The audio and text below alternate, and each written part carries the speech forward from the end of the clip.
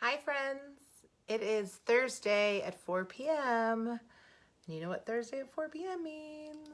It is getting tipsy with Erin. So time for me to do a video.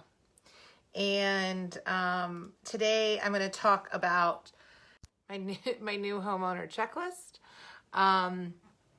And what to do first after moving in. And I feel like this is very appropriate because if you've been following on Instagram at all, I've had 3 closings in the past, I don't know, at least in the past week, but in the past few days. And I've got 2 more closings next week and 2 the following week. So very busy time for closings. There's a lot going on. It's kind of crazy right now. So, yeah. And of course, I have moved back to working from the office. And yesterday I had a day where I got to really catch up on a lot of things. I think it was 3 closings in 4 days or something. And, I just got to sit down and catch up on my handwritten cards that I hadn't done in a while and a bunch of stuff in the office and kind of clean up the office. But they were doing construction on the office next door to mine and it was really loud. So they're still working on it. So I worked from home today. So we're back going live from home.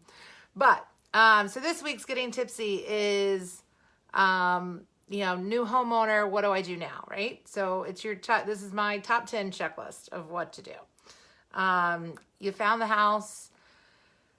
I mean, look, it's competitive market right there. So right now you wrote a competitive offer. The sellers picked it. You fought the good fight and you won. And now you're ready to move in. You've closed. You've gotten through all of the mortgage stuff and gave them your firstborn. And you've closed. You signed the dotted line. So what do you do now? You have your keys in your hand. Step 1, celebrate. Pop a bottle of champagne or rosé. If you don't drink, have some nothing bundt cakes. Do both if you want. Whatever your favorite thing is. Get some pizza, or whatever, some favorite meal and sit on the floor in your new house. But do something fun to celebrate. Look, this is what I do every day. I buy and sell houses for other people, but it's something you are probably only going to do a few times in your life. And I get it that it is stressful. Trust me. Hi, Janet. How are you? Hi, Liz. I get it that it's super stressful and you've gotten through it and you're on the other side of it and just enjoy it. So celebrate. Number 2, do a deep cleaning or hire a cleaning service. You want to wipe down the shelving inside the cabinets. You want to clean that fridge, clean the floors, run the dishwasher, clean the oven. Hopefully it's a self-clean oven. Hire someone to clean it. You don't want to clean it. You don't want to be wiping someone else's stuff. But you don't want to move your stuff in with someone else's grime.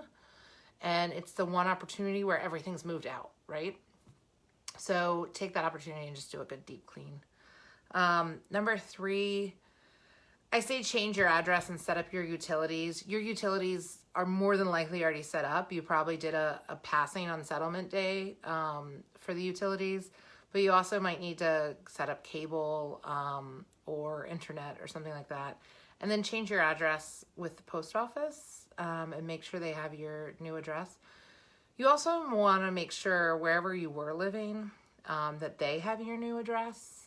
So if some stuff either slips through your forwarding address through the post office or, sometimes they don't always forward everything. So like packages won't necessarily get forwarded or magazines that can get to you. I can't tell you the number of times I've had packages and I have clients like, oh, I had a package sent to my old house. How do I get it? Or I have someone say, oh, we have a package for the old people, the sellers. How do I get it to them? So just make sure someone knows your new address. Number 4, change the locks. If you have a home warranty, a lot of the home warranties have a rekey service as a service fee. So it'll cost you $75 or $100, and they'll come out and rekey. Now, you have to know they'll only do like a certain number of locks. I think it's like 7 or 8 or something.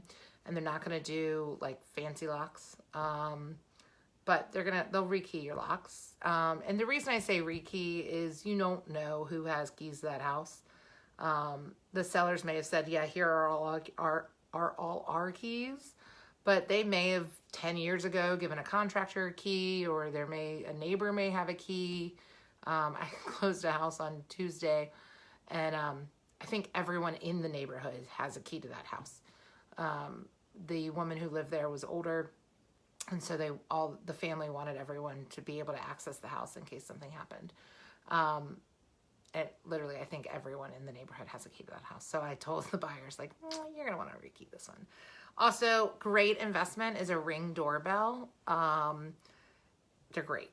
And I was talking to another agent about this last night. You can get the ones that are wired and have to be installed. And I have the wireless one. It's super easy. And then I also have a Wi-Fi booster. And the Wi-Fi booster also has a chime in it because the Ring doorbell goes to my phone. So if I'm at home, it rings on my phone. So if my husband's home, but the chime will go off here in the house as well. So, but I love our Ring doorbell. Step 5, know where your shutoff valves are. Usually your home inspector is going to point these out to you, but make sure you know, like where your water shutoffs are. If you have if you have gas, you're going to have an emergency gas switch. A, it's important just to know, but B, as you're moving stuff in, you don't want to cover those. You want to have easy access to them. So number 6, create a seasonal home improvements checklist. You want to have something that's just a reminder that you can look at. I put it at the beginning of every month. On my Instagram, I give you a list of things to do. Just because you've moved in the house doesn't mean it's all done. You have to maintain the house in order to be able to sell it again. So you want to make sure that you're changing the filters, cleaning the fridge, all the things, cleaning the gutters.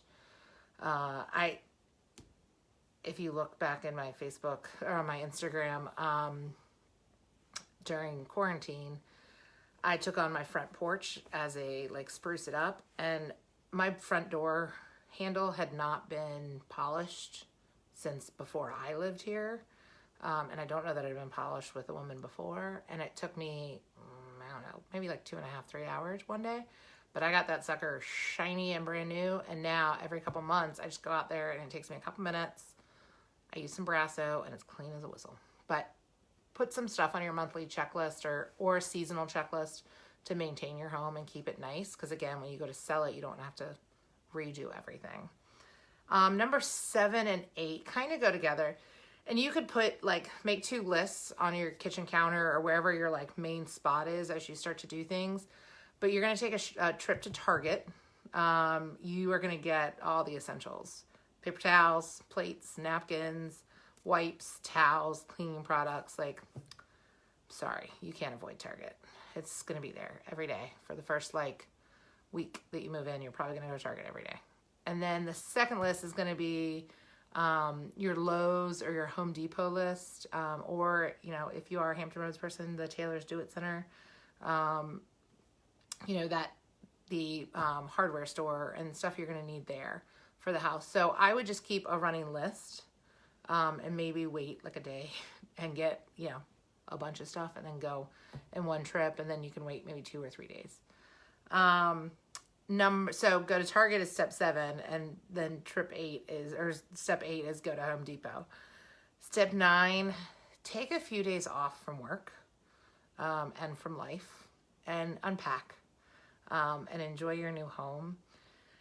The worst thing you can do is buy a house, get all the boxes in there, and then go back to work, and then live in boxes for a month because you don't have time to unpack. So take some time, unpack, get settled, and enjoy your new home. You've worked really hard.